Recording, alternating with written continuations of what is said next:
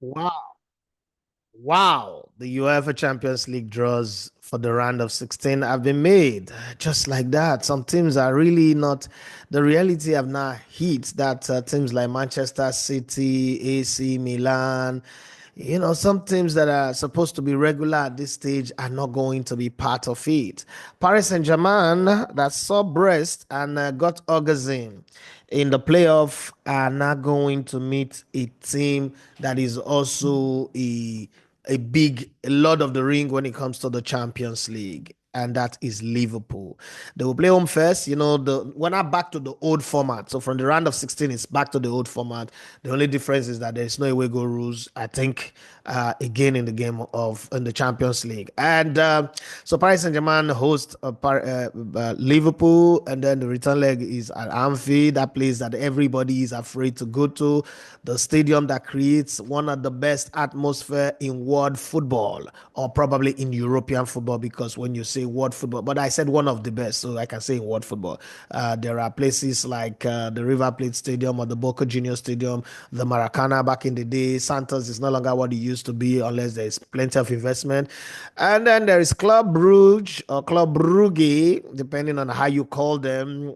They're going to be playing against Aston Villa. Aston Villa are also a Champions League winner. Club Brugge have not won the Champions League, but in this season, they are the giant killers. So, this game, I mean, one of the two giant killers will be out. Remember how Aston Villa beat Bayern Munich, beat AC Milan in the league phase of this competition. Real Madrid are having a derby. This is my opinion. I might be wrong, but I think this is unfair.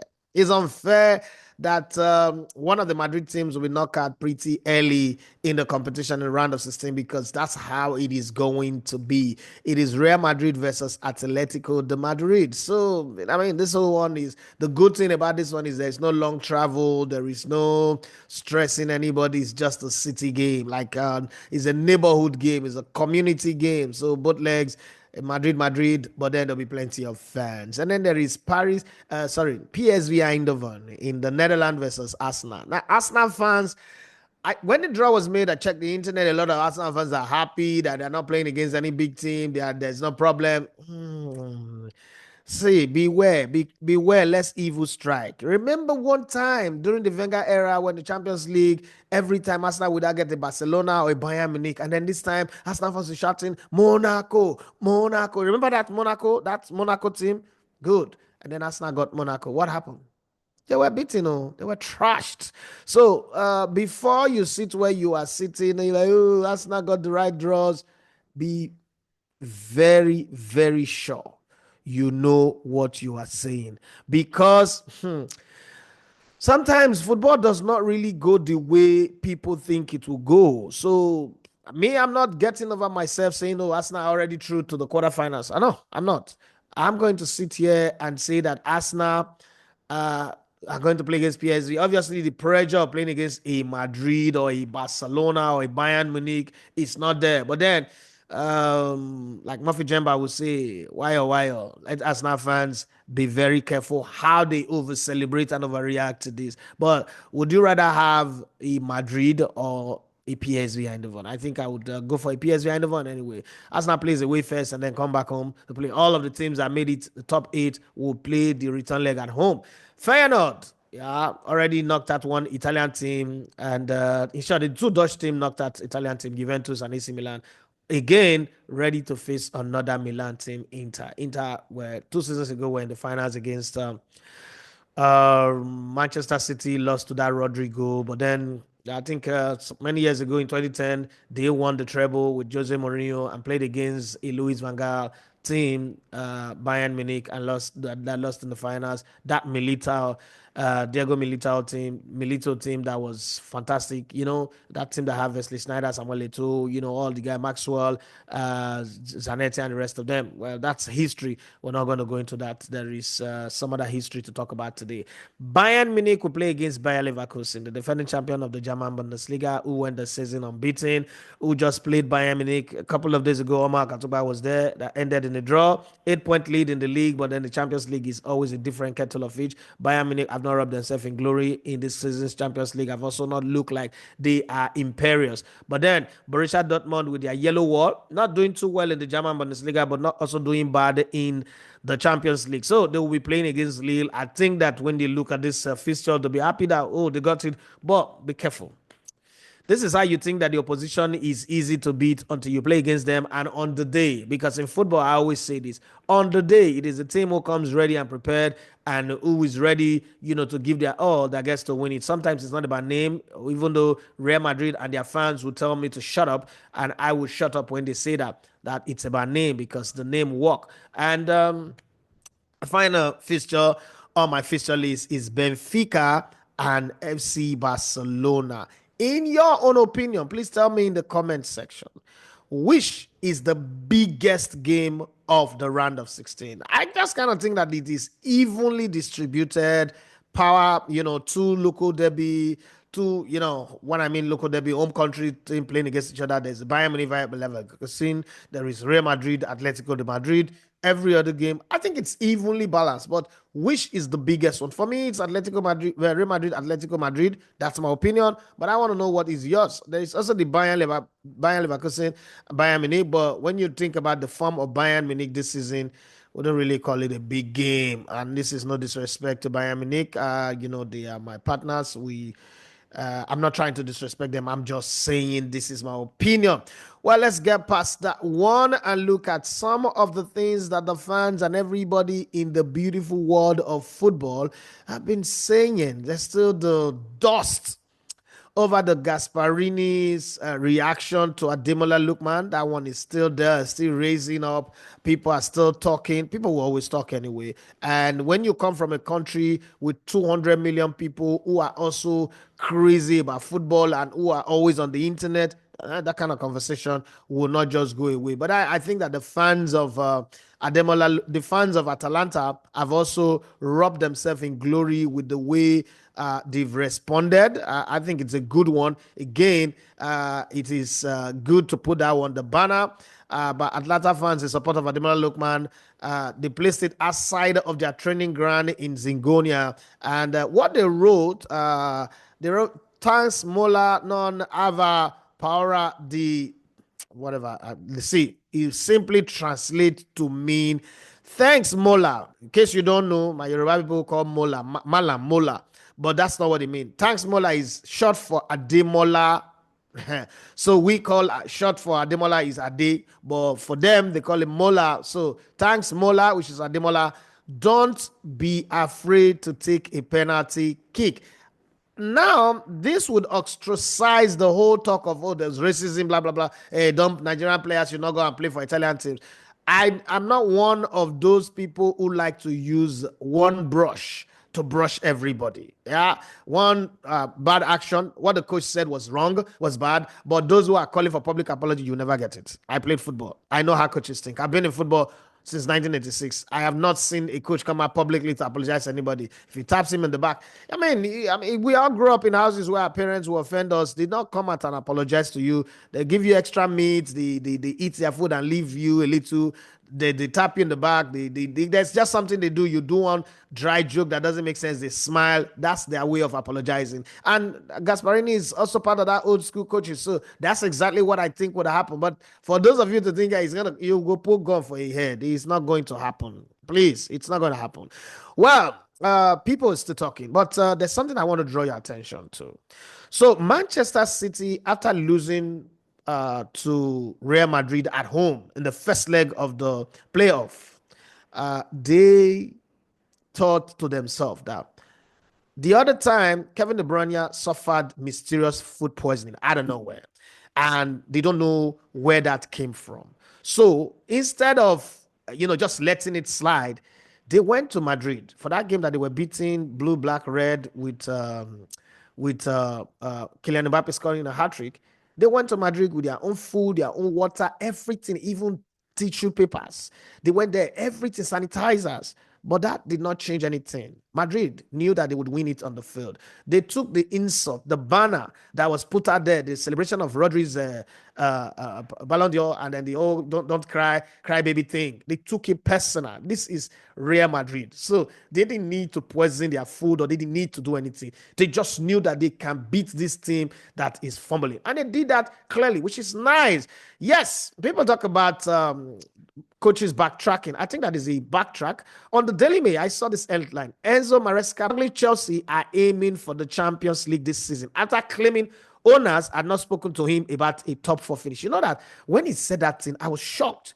Does the owner need to tell you that they employ you to coach Chelsea? Two Champions League title, two UEFA Europa Cup title, one Cup Winners' Cup, everything they've won, domestic, the success that have been in the club. You walk through the gates of this club, you saw the trophies that they won, you saw the history of the club. You need the owners to come and spell it out to you that, oh, what we need is like, to me, I mean, I've heard a lot of, in my lifetime of following football and watching coaches and seeing things, I've heard a lot of people say all sort of things in football, coaches especially, said things, and I'm like, how do you even think about this? How do you open your mouth and cook up these talk? But then sometimes you just kind of like relax and say, okay, you know what? This things happen. Okay, this things happen, and you're not going to fight it like, okay, it's the end of the world, or why did he say that, or why didn't he say that? No, you just think, okay, this is the level this person is operating at right now, and this is the frequency that is God, and he cannot get past that. There is nothing anybody can do about it. So let's move on. But in trying to move on, sometimes you just kind of like take a step back as a normal human being would be, and you would be shocked at, come on, this guy think about this thing before he said it. How can you just say a thing like this? And that's for me where I didn't get it with Maresca. I understand he's saying that, oh, they are not in the title race, they are not competing for the title. I can understand that. But you see, when you repeat something over and over and over and over, it takes a life of its own and it becomes part of your everyday conversation, because the players feed off what the coach says. The players feed off what the energy that the coach is giving. And if the coach is emitting that energy that, oh, well, no, forget about it, we're not competing for the title. And then he also went on to say, they've not told me that we should qualify for the top four. What are you competing in the league for? The league is a competition in on its own. Even if the management did not tell you anything, what are you telling yourself? What is your ambition? What do you want to achieve? That's why I always say I hate it when my club is looking for a coach. You go and get all those low coaches that have never won anything, or that are used to coaching small club. I mean, I can take, if somebody say, coming from somebody whose coach is Ateta. What I take from Ateta is that he worked at a place where they were serial winners. So he is always going to come with that kind of mentality. And I like what he's done with us now, even though he's not won anything apart from two community shield and one FA Cup, which is like having two granota and one cube of sugar to soak Jebugari. But I mean, I could still go with that. But to have a coach come and say, oh, no, we're not told to make the top four, they didn't give us any target. In his own opinion, maybe in his own defense, might be, oh, I'm doing this to simmer down the expectation, to put off pressure on the players. But I don't like it. Football is a pressure game. Like I've always said, football is a high paying but very, very brutally demanding job. And if you do not work hard to put yourself in that position, my brothers, my sisters, you are doing something wrong. Once again, I'd like you to put your comment in the comment section. Please do well to subscribe to the channel, turn on notification. We'll try our best to always react to events and things that has happened in the beautiful world of football. And your take also will be very, very interesting, because we do not sit here and say, oh, yeah, I know it all, everything I say. No, your own opinion is also very, very vital. So share your thoughts on matters that are going on in the beautiful world of football. Having said that, the Champions League draws have been made and we've seen it. And let's not also forget that yesterday Europa game went down, and fortunately our own very Victor Osimhen who scored in that game, in that 2-2 draw, will not be progressing into the round of 16, the knockout round and all that. So it's end of the road for Galatasaray. They can also go back now and focus fully on league assignment and make sure they get the best out of it. But then we'll also see what happens with them in their own draws and all of those ones. But then, while I'm recording, they've not done their draws, so let's sit back and just enjoy. But then, I want to go to the bag of history as part of the show. Now, we will be taking a leap from history. And history 5 today, the year was 1982. The world was, evolving at a slow pace. Nigeria had just won the African Cup of Nations the previous year. We did not qualify for the World Cup. Libya in 1982, Nigeria had won the Nations Cup 2 years prior. In 1982, Libya was the host of the African Cup of Nations. But then Nigeria did not do well. But this story that is coming in the history file have got nothing to do with Nigeria or the African Cup of Nations. But this year is the year of the African Cup of Nations, and Morocco are hosting. Also had nothing to do with Super Eagles, have nothing to do with Morocco. But it was the World Cup semi-finals, 1982 in Spain. This game was played in Sevilla. So many people had a high expectation of the French team. This was a time where the French team were really not doing too well in competition. They have great players. They have John Tigana, they have Battiston, they have Michel Platini, who was, Juventus star player, free kick, dead ball specialist. It was a fantastic player, jersey number 10 for club and country. Ah, the German team, they have Rummenigge, had all these players that their names are hard to pronounce. And the match took place on the 8th of July 1982 at the Roman Sanchez Pizjuan Stadium in Sevilla or Sevilla, whatever the name is called. The match, as the target, is known as the Night of Seville. Yes, not night as in British night, or night as in midnight, dark night, okay? And the match was a game that went back and forth. Two goals were scored in the 90 minutes of play, and four goals scored in the extra time. Yeah, so this is the kind of game that you sit where you are and you say, oh, this game is already won and lost, because at some point France were 3-1 up, and then Germany came back. They did not hold back. They came back, and they fought their way back to win that game. But this game have a little bit of history. Remember, it was the first time. Yes, this tournament featured the first penalty shootout in World Cup competition. The first time a game had gone into extra time and from extra time went into penalty. It was 1982. Remember, the World Cup started in 1930, but then it got up to 1982. This was the third and last World Cup to feature two rounds of group games, right? Group stages. It was also the third time after 1934 and 1966, 34 in Italy, 66 in England, that all four semi-finalists were European at the time. And what happened thereafter is different, but this was at the time. And the 1982 FIFA World Cup semi-final between France and Germany was so dramatic that it went into penalty. Yeah, it was good. West Germany, as it was called then, won by 5-4. But then, what was remarkable about this game was not the scoreline, the players that played, but it was the kind of tackle, okay, that was made by the German goalkeeper on a French player, French midfielder. And there was no foul giving, no penalty, no card, nothing. The player went from the field and went to the hospital. That's how bad the tackle was. He needed stitches, broken bones, and all that in the neck area. But there was no foul giving. And a lot of people have talked about that so many times. If it was not, what would be the situation? But then I draw their minds to the 2010 World Cup in South Africa. Well, Nigel the Young kung fu kicked a Spanish player. Nothing was done. So when it comes to hard tackle, used to be a show that I was part of when I was in Brilla.